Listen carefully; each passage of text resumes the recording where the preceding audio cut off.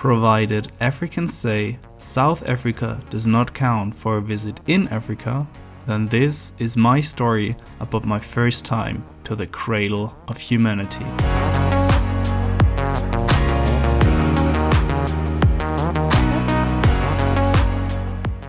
Uganda is an East African landlocked country. The Rwenzori Mountains with their snow-capped peaks and the huge Lake Victoria contribute to the scenic diversity of the region. Because it was a very spontaneous decision, the preparations were also a bit stressful. But after 17 hours of travel and my drone being confiscated by the security at the airport, I finally reached Uganda and was picked up at the airport by community leader Eddie. Eddie is the leader of the Great Hope Uganda social project, which currently builds a school together with a German NGO called 264 Education. Him and his wife Eva came all the way down from Jinja. The 4-hour drive back to Jinja leads along the only real trade street of Uganda. Jinja is located directly on Lake Victoria and has the highest population of Europeans in Eastern Africa. So the most people were not too excited to see a white man. And the kids anyway like to call us Muzungus. During my first time in Jinja, we drove around a lot, because Eddie often had to do administrative work for the project. That gave me the time to talk to Eva and Joel. Joel is a social worker for the Great Hope Uganda project. We also visited the slum Eva and Eddie both grew up in. And about this community, this is Bugembe, one of the biggest slums in Jinja, with a population of over 100,000 people that live here. They told me a lot about their past and the current situation in Uganda. Poverty, poor school education, the consequences of COVID, and corruption are just some points to mention. Even among those difficult situations, the project intends to create a safe environment where kids can study. The first time I went to the school site, it still looked pretty rough, but Eddie guaranteed me that it would develop fast. And man, he was right. But we'll come back to that one later.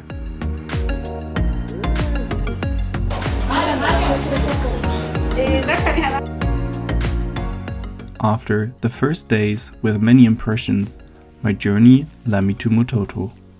What is not really a city or village, but more a region with 14,000 people living in 11 villages. It is located in the East Mountain area of Uganda, close to Mount Elgon and the border to Kenya. Luckily, I was picked up again by the leader of the project there. Jeremiah founded the project Mother's Heart Uganda in 2017 together with his wife Kate. Hello everyone, my name is called Jeremiah, the founder of Mother's Heart Uganda.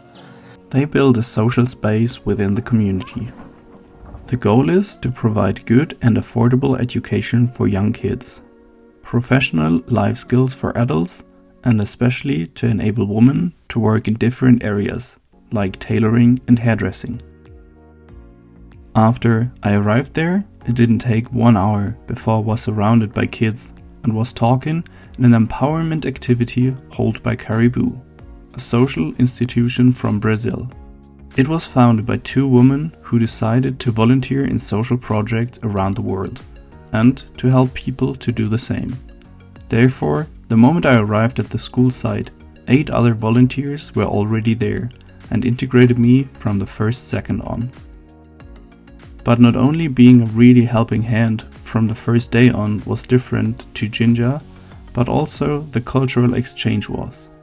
In the evening of our first day, we were able to witness an African dancing and singing group.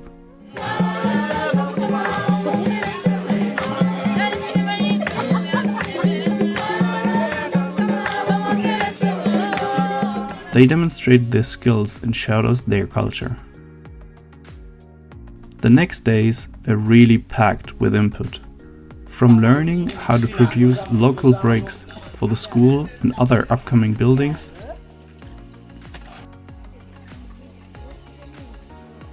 to handcraft our own coffee.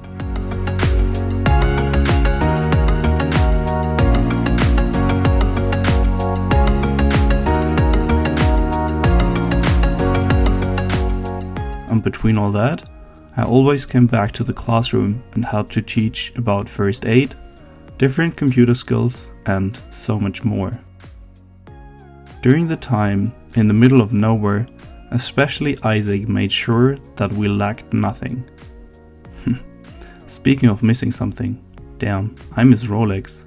A classic Ugandan street food. The basic idea is an omelette rolled within a chapati, and because rolled eggs sounds like Rolex, the name was born. But back to the topic. Isaac brought us everywhere. Up on the close by hill named Nile Ridge,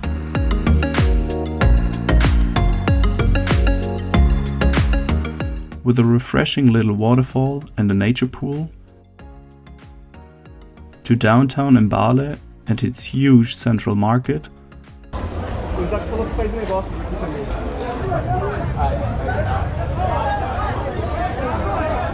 and of course to the close by liquor store. All in all, I had a really great time in Mutotto.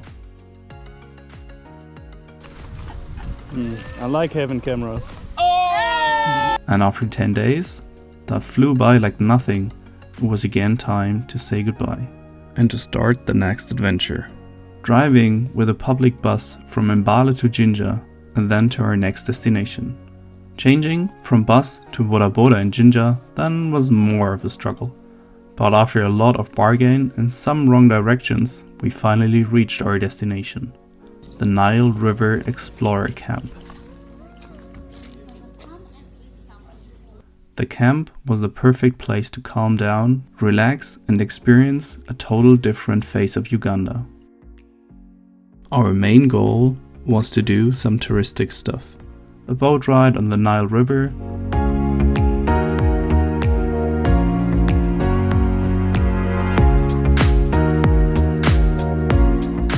with a great guy that knew way too much about the domestic birds, a swing in the river, and of course some beers and good food with a great view. All of a sudden I blinked twice and the weekend was over. But not yet the relaxing part. Eddie invited us to do a day trip with him and his wife to a close by waterfall. We were able to hang out quite some time at this amazing spot. The following and also my last days in Uganda were a mix of visiting the school again, visiting family of Eva, and having the opportunity to speak with community leaders around the school to get a deeper understanding why the Great Hope project is so important for the region. Even just a couple of days have passed by since I left Jinja. The school building went on so fast, as Eddie has foreseen, and since then they even worked harder until the school can finally open for the first kids in January. And now? My not even 3 weeks in Uganda were gone so quickly, and I had to start my return journey. Did I learn something? Oh yes. Would I recommend to do similar to others? All the time. Would I do it again? For sure. Will I? At least I hope that the next such great experience is just around the corner.